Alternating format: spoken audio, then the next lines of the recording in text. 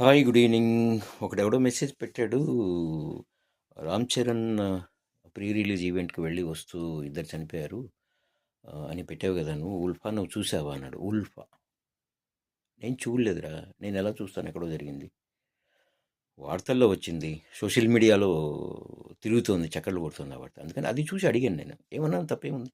ఇప్పుడు వాళ్ళు చనిపోయారు, ఎవరి మీద కేసు పెడతారు అని అడిగాను.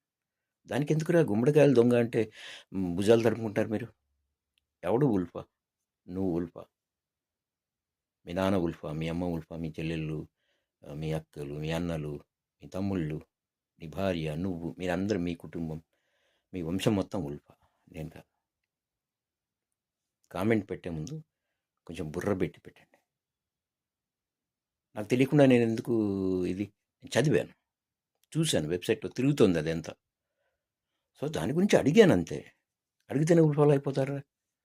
పిచ్చి ముండా కొడకలారా. మీరు అలా కామెంట్లు పెడితేనే భయపడిపోతాను అనుకుంటున్నారా?